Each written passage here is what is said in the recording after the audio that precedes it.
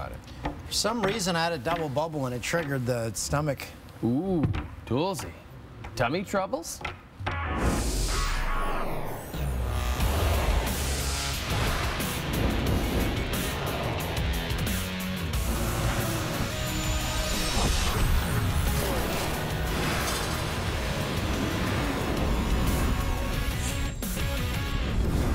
Now, as a game-time decision, I'm in the lineup. Sabres, Leafs, Jack Eichel and Austin Matthews going head-to-head. Eichel scored twice in a win over the Leafs last week. Game tied at 1 in the second. Leafs power play. Matthews, wrist shot from the dot. Give him his 32nd. Gives him a point in his last 8 games, dating back to before his injury. 2 minutes later, Matthews. Nice feed to William Nylander. He's in. Beats Chad Johnson for his 18th. Matthews picks up his second point. 3-1 Leafs. The Leafs score 3 goals in under 6 minutes. Sabres 2-on-1. Eichel looking for Johan Larsson. Zach Hyman breaks it up. Eichel held off the score sheet in this game. Matthews already with 2 points. Look at this. One touch, one touch, one touch. Beautiful. Good friend Ray Ferraro there. Nylander and Matthews each with 3-point nights. The Leafs win 5-2. Matthews on the chemistry with his line mates. I feel like we've had that since we started playing with each other last year, and especially with Hyman as well. So, you know, the more you play with somebody, obviously you build more chemistry and get to know them and have a feel for where they're going to be in certain areas. And I think we definitely kind of showed that tonight. That was also the Leafs tie the record for most points in a season with 103. We say hello, welcome to SportsCenter. I'm Dan, he's Jay. The show brought to you by our good friends at Tim Hortons. The big news on Monday, Dan, the Sedins announced their retirement. And we're going to have tons on that throughout the course of this show. But it may have also been, Dan, on Monday, the final game in Ottawa as an Ottawa Senator for Erik Karlsson. And the Sens were facing the Jets. Now, if this is Erik Karlsson's last home game in Ottawa, he's given fans a pretty good show this year. 39 points in 36 games at home this season. But the Sens are already down 3-0 in the first. Karlsson fans on the shot, recovers to keep it in. Nice feed to Matt Duchene, who finds Thomas Chabot, and Chabot scores. Karlsson gets an assist, 60th point of the season, 6th time in his 9-season career he's hit that mark. Cuts a lead to 2. Then in the second on the power play, it's Karlsson to Duchene. His shot gets deflected in front and finds the back of the net. Karlsson with another assist. 71 multi-point games in Ottawa in his career, and the Sens are within 1 now and back on the power play. Karlsson's pass hits Duchene in the skate, and here comes Chris Tanev breaking in on a 2-on-1, and Tanev scores.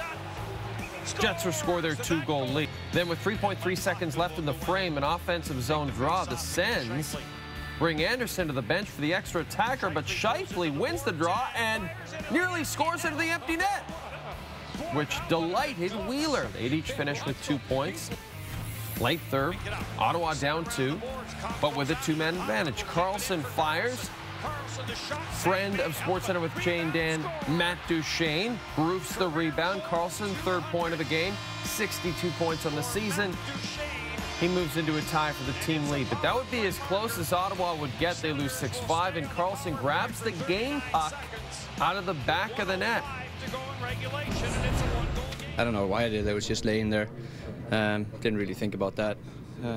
And I didn't think that you guys would ever pick that up even, but there's a lot of cameras out there. It wasn't just laying there. You had to fish it out of the net. Yeah, I was down there and I saw that it was in the net there, so I just picked it up and decided to keep it. So you haven't thought about this perhaps being your final home game?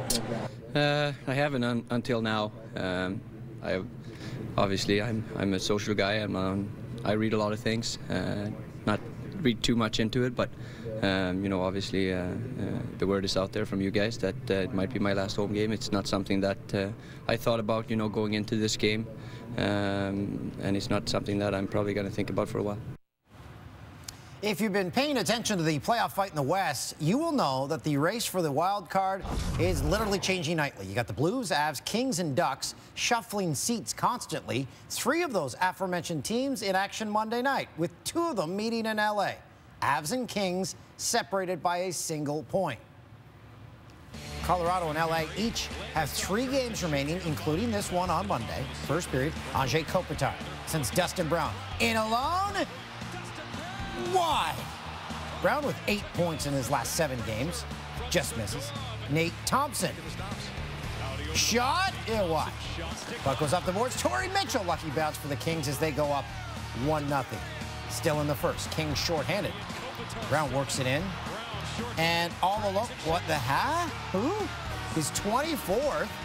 Kings up 2 in the second. Kings shorthanded again. Alex Kerfoot outweights Jonathan Quick before putting it up top. First power play goal the Kings have given up in 21 attempts. It's still 2-1 Kings. A couple minutes to go in the second.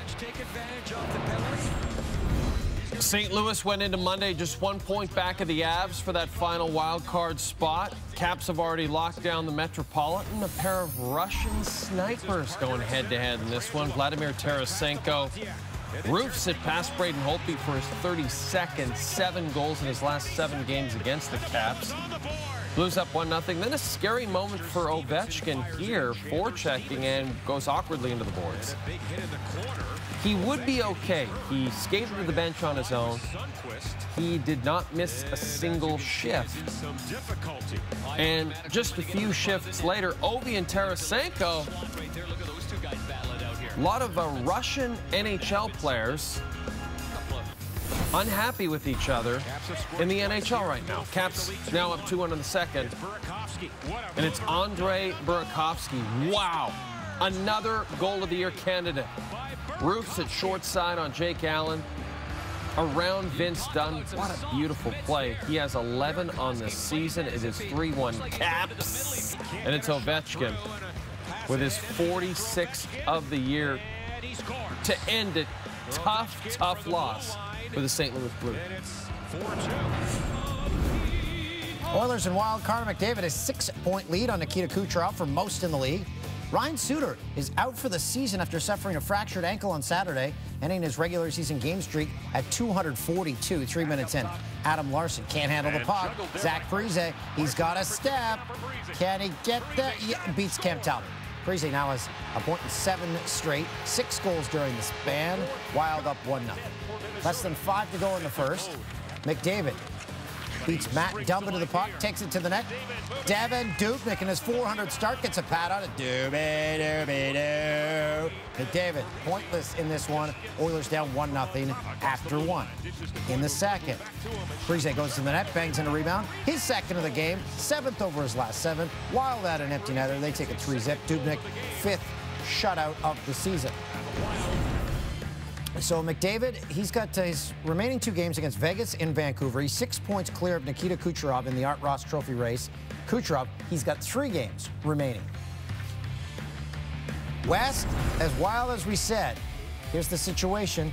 4 teams separated by 3 points.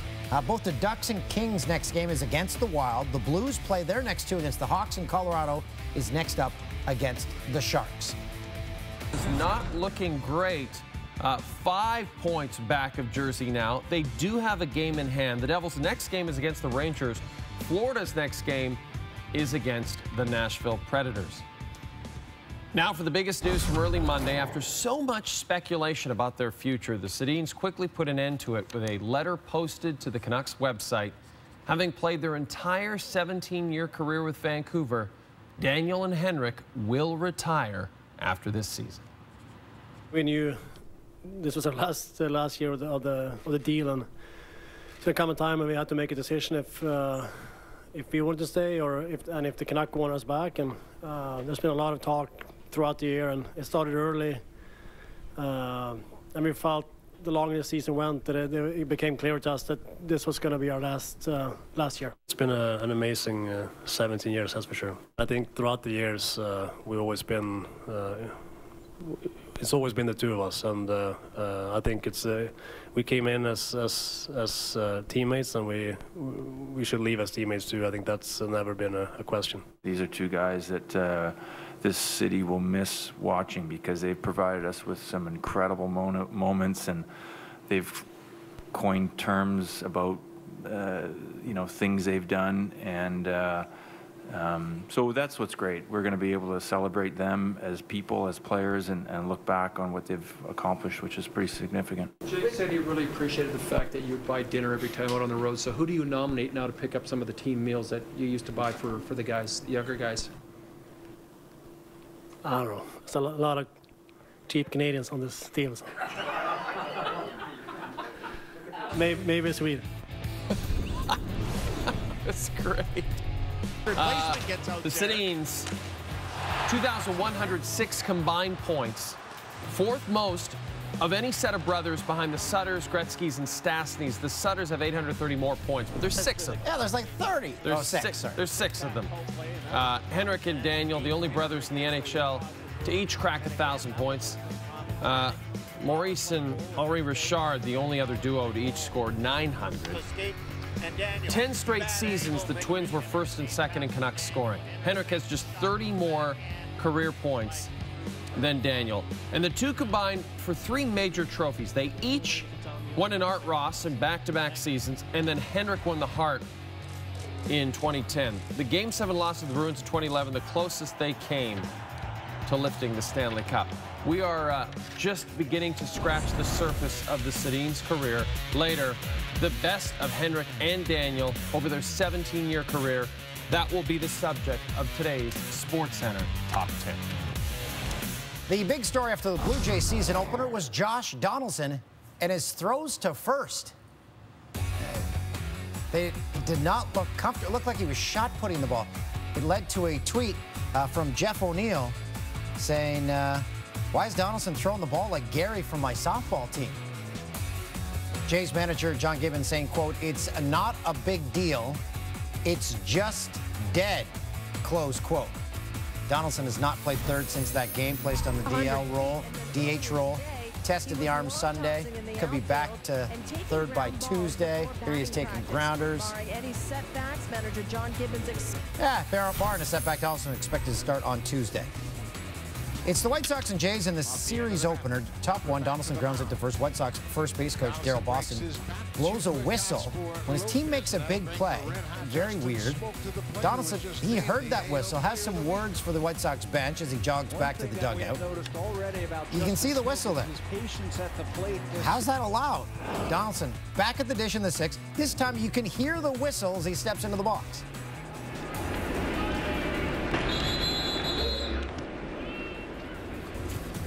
A few pitches later, 2-2 pitch. Did he get enough? It's his first home run of the season. Donaldson was hitting a .154 with 6 strikeouts through 4 games this season. And as he touches home, turns to Boston and the rest of the White Sox dugout and blows an imaginary whistle of his own. Can you blow my whistle, baby? Whistle, baby, let me know. The exchange as Boston cracking up. Top 9, Roberto Osuna in to close it out. He retweeted this picture of him wearing a Club America sweater. The team Toronto FC will play in Tuesday's CONCACAF Champions League semifinal. A game which you can see live right here on TSN at 8 Eastern.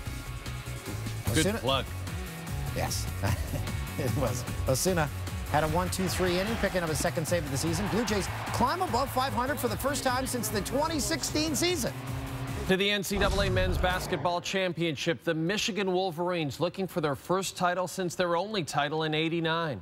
The Villanova Wildcats looking for their 2nd title in 3 years. In fact, Dan and I made a bet with Villanova head coach Jay Wright that he would win the title back in 2016. Oh, I remember it like it was yesterday.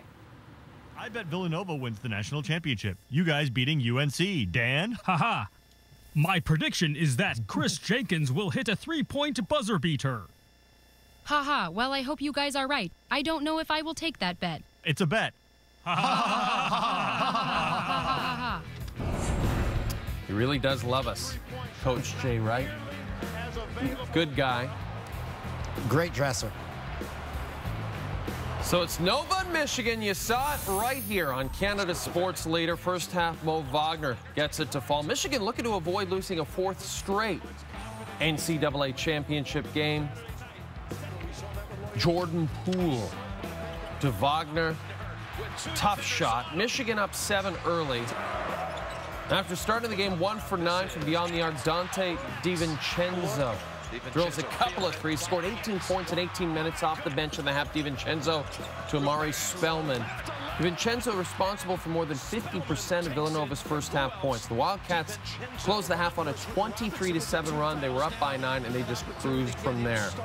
And you know who's taking in the action, Dan? Former Wildcats guard Kyle Lowry. The Philadelphia native. Gets worse for Michigan in the second half. Cale Bridges for 3. Charles Matthews driving. DiVincenzo, what a block. And DiVincenzo was not done there. All right.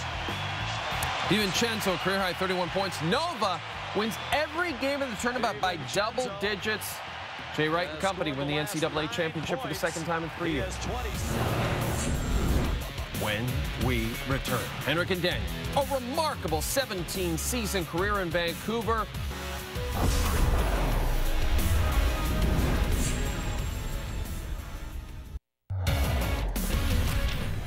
Orioles Astros, Houston unveiling their 2017 championship banner in their home opener. One problem, they couldn't get the drapes off the banner, or the shroud, or whatever you want to call it, the crew. Okay, they're trying a leaf blower to get it unstuck. Then they bring out a drape ruler. So the guys, they're getting a kick out of this. Eventually, they got it off. That thing was well secured. Maybe 8 less clamps next time. Alex Bergman, top 5. Manny Machado, hard hit to him.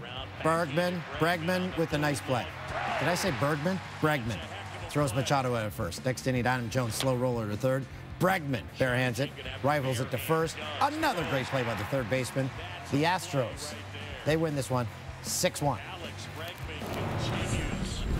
Dan, in Miami, look at this. There's David Ortiz, there's Jorge Posada, there's Derek Jeter to watch the Marlins and Red Sox.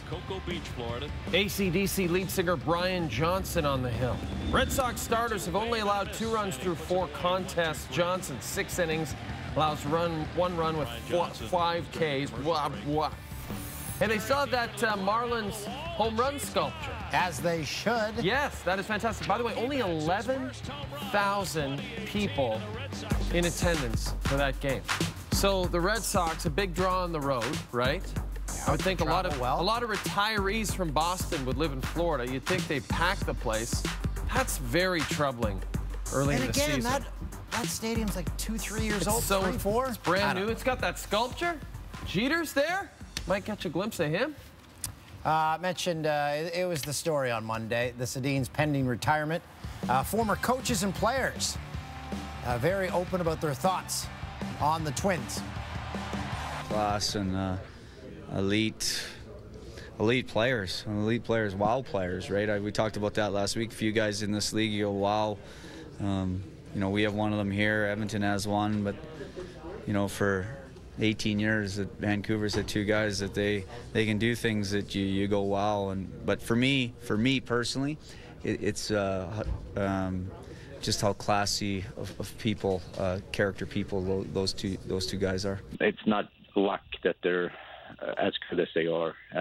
So I feel blessed that I had the chance to play with them and watch them grow and yeah, just be around them every day because they're special human beings. And as we showed you earlier, Erik Karlsson and the Sens lost to the Jets Monday in what might be Karlsson's final home game as a Senator. Karlsson's been with Ottawa since he was drafted 15th overall back in 2008. 2-time Norris Trophy winner. Still has 1 year left on his 7-year deal. The door opens for negotiation on an extension July 1. GM Pierre Dorian says he will offer Karlsson an extension, but it just seems like this is the end of the road for Karlsson. Yeah, because of what he did post-game. Yeah, let's have another look. We showed you this in the highlights. He went and picked the puck up. Karlsson, very coy. He said, oh, I just saw the puck sitting there, so I figured I would go and retrieve it. Right. I didn't think anything about it. And put it in my pants. Okay, so read what you want into that. Yeah, I think it's over. But you know what? What a great run. It seems like such a shame. He's only 27. I think he's 27, maybe 28. Like, he's so young to trade. 27. Hound Dog says 27. That is too young to trade him. Whole life ahead of him. Figure something out. Figure something out. But you said the extension will be offered, so. The extension will be offered. Brad Marchand fined $5,000 for his cross-check to Andrew McDonald. That happened on Sunday. $5,000 is the maximum amount of money a player can be fined under the CBA. Since January 23rd of this year, Marchand's been suspended once for 5 games and fined twice. Total salary he's forfeited with suspensions and such, suspended 6 times, fined on 5 other occasions, $879,000. The most baffling thing to me is that the maximum amount a player can be fined is $5,000. What is the point of that to an NHL player? It makes no sense to me. It's got to be automatic suspension, It's a doesn't it? stain on your name, maybe? Is it? $5 grand? It's nothing. These guys... That's like you at the craps table in Vegas one afternoon. $5 grand. That's a good union. No, they're like at 5,000. That's all. No, I get it. I get it. But at the same time, you know, they have to know that there's no deterrent there. $5,000. Come on. Yeah. You dropped that in one afternoon at Casino Niagara. Boy, I wish I could have changed some of those decisions. Steven Stamkos did not skate Monday. He's day-to-day with a lower body injury. He left Sunday's game against the Preds early in the second period. He missed last Monday's game with a similar injury, came back, played 2 games before leaving early yesterday, but head coach John Cooper says, don't worry about it. By the way, huge game coming up Tuesday. Boston 2 points up on Tampa for first in the Atlantic, so no stammer for that one. We mentioned this earlier. The Wild have confirmed Ryan Suter will miss the remainder of the season. Requires surgery to repair a fracture in his right ankle he suffered Saturday. Got run into the boards. Did not return. 3-time All-Star. Currently leads the Wild in assists with 45. But more importantly, this stat dug up from our amazing stat guy, Hound Dog. Great actor, too. The most 30-plus minute games in the last 7 years, Ryan Suter with 113. The next closest guy is Carlson with 80. He has almost 50 more games. That's like 40 more games. That's incredible. They're rushing us through this. We are way over time. We got to get to the commercial, or else we got no time for anything else in the show. Hey, we got time for the Jannies, though. Yeah, we're renaming it the Dannies after our social media guy, Danny Wright.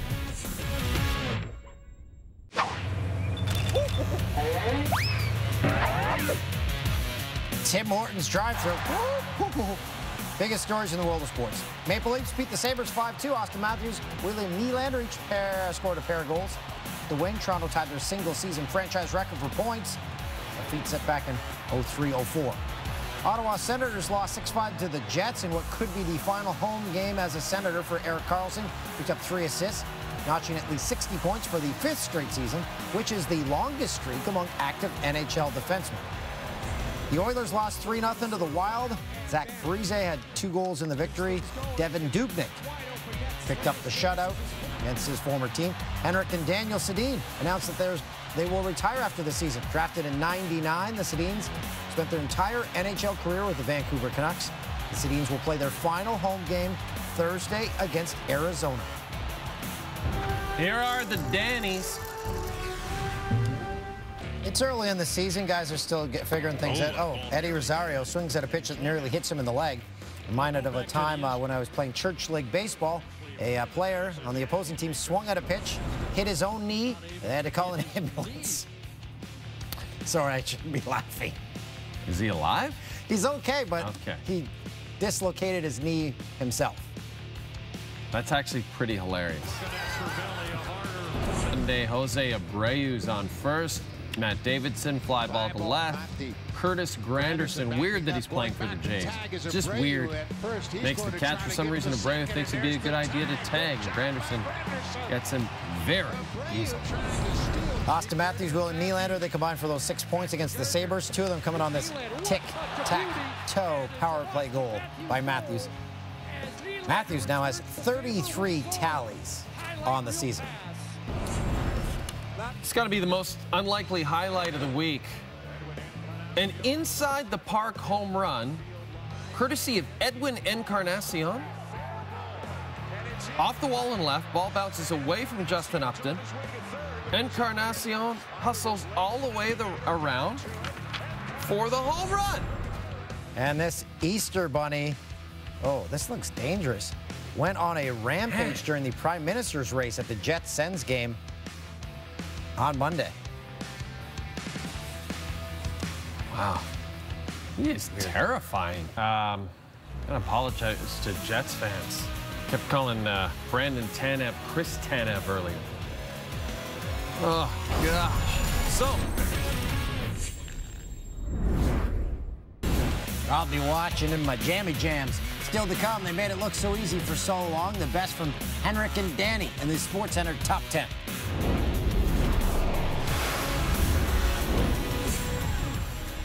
you knew it was coming. The day Daniel and Henrik announced their retirement, the top 10 moments in the career of the Sedins. Though I have to say, there is one notable omission. We're getting a couple of Swedish twins. Swedish Twins? I thought that was just a myth. Yeah, they are Swedish Twins.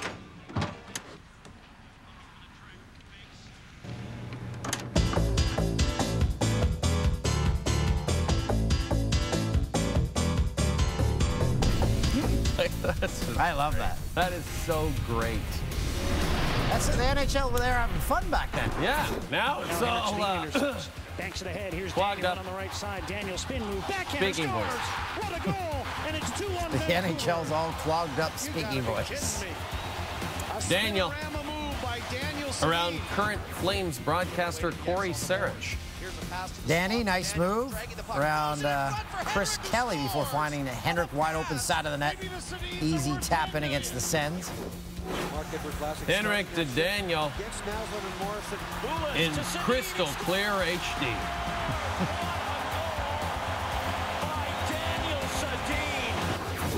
Henrik picks it up. What were we recording this stuff on? Picks it up behind his net, carries it up all the way up the ice, and then slides it past Jean Chiget. As nice a goal as he scored in the National Hockey League. Canucks and Blackhawks. Alex Burrows to Henrik to Daniel. Daniel scores. It's unbelievable how these. What did Alex Burrows have to say on Monday? Bertuzzi. I don't know. Drops for Henrik, spots Daniel. Great move. Goes shelf on Manny Legacy for a hat trick. A lot of current broadcasters in this top 10 made to look bad by the Sedins, like Sean O'Donnell, who is now a broadcaster with the LA Kings and has the most enormous hands since Rod Smith. Game 1 of the 2007 Western Conference quarterfinals. Henrik wins it in quadruple overtime. Scored that one on Marty Turco. Daniel's alone at center. It's Henrik. Henrik to a wide open Daniel, beating Mika Kiprasov. Henrik looked like he was going to tuck it in himself. What a matchup this was. The Sedins against Kipper. The Swedes against the Finns. Another one against the Flames. Henrik. Beautiful tip pass to Daniel. Goes between his legs and beats Kiprasov for the hat trick. Gonna miss those guys. Yeah. And the one thing, every single former teammate, former opponent, all they said was, okay, yeah, they're good hockey players, but they're even better humans. And every broadcaster, it seems like every broadcaster who came through Vancouver, like yourself, had an amazing story about how easy they were to cover, how generous they were with their time. Nothing but love for the Sedins. The newest Jay and Dan podcast, brought to you by our friends at Coors Light, is ready to be consumed. Our guest this week, Lisa LaFlamme. It's a West Free Hoodie. This bunny is terrifying. This is, what is going on here? The bunny's a bully. This is out of control. We blew it. Marlins Park opened, we said it opened 2 or 3 years ago. It opened 6 years ago in 2012. Where's the time going? And Some people tweet, well, one guy tweeted me. He said, the Jays were playing the White Sox, not Boston, but the coach blowing the whistle's last name was Boston. So I see how you can make the mistake there, but I did say they were playing the White Sox. So I didn't mess up. No, that was a very polite way of dealing with a troll. It's the BB PBJ. BB PBJ, what is that? Bill Belichick's peanut butter and jelly sandwich.